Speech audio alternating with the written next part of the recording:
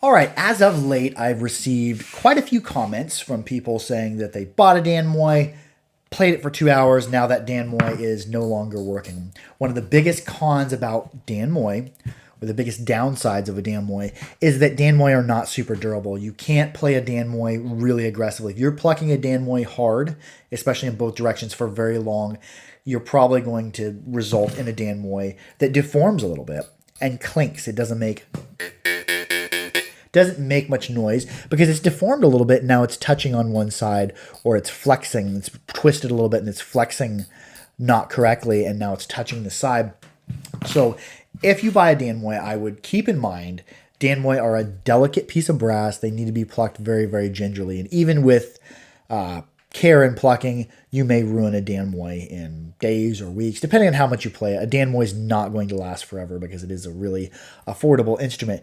Now, anyways, I'm going to take a working Danmoy. What I've noticed in Danmoy, the most durable ones are the brass ones with the two tongues on them because there's a little bit more metal there. Some of the smaller single Danmoy feel a little bit thinner and may deform quicker. Now, I'm just going to go ahead and this Danmoy plays well. I'm going to play it aggressively and just see if it deforms on me. And if it does deform, let's see if we can fix it. I've never really fixed a Danmoy in depth, so let's just see what happens there. I'm not even sure if this video is going to see the light of day, so I'm going to pluck this very hard.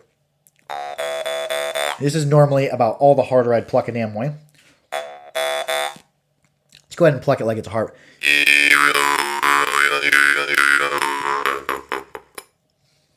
Okay. Oh my.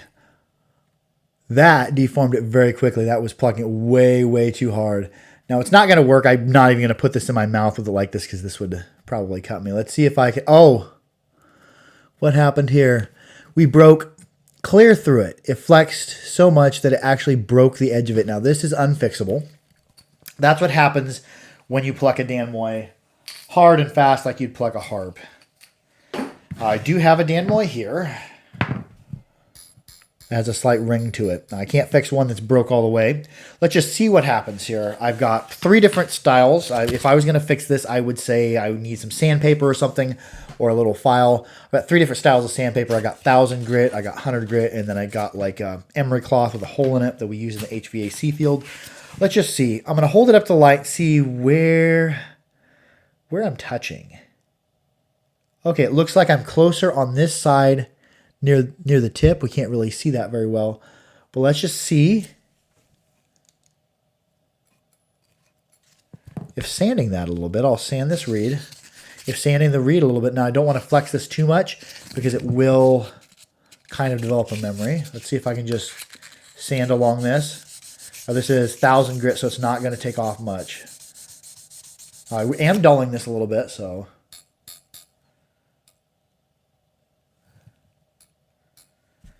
Go a little bit more aggressive here.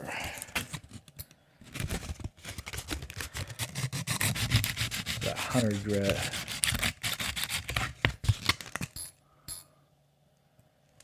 I'm not even sure where it's ringing at. Ringing at the tip. This one actually came like this. About 1 in every 20 Danmoy comes unplayable. Just see if we can fix it.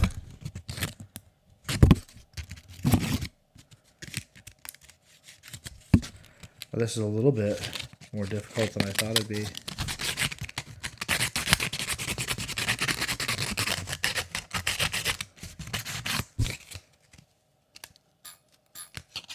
Maybe we cannot fix it. I don't know. It's hard to tell where it's even coming from. Just go ahead and we'll give it a couple more strokes. We'll see if...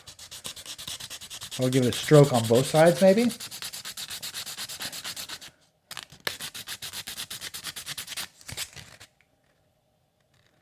Hit it on one side, hit it on the other. Just see what happens. So I may be able to fix this, I may not. We're in the jaw harp experimentation. Probably be easier if I had this in a vise where I can handle it. But for the sake of this video, we're not going to go out to the shop. We're just going to see what we can do with the minimal amount of tools. Hey, look at that! It worked there for a while. I'm like, this may not work. I sanded a bit off. Let's see how it plays in the mouth.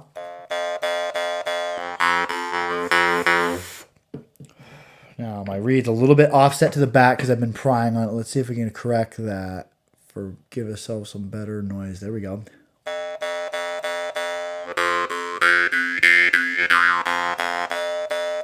Now, since I sanded that, it did make the gaps larger, so it did decrease the volume, but I did get it to where it plays again. So if you have a Dan Moy and you have that clinking noise after you played it aggressively, this might be something that you try to get your Dan Moy up back and running. I would just be careful. I probably should have sanded that a little bit less because now the gaps are a little bit bigger. You can actually see through them now, and the volume has been reduced.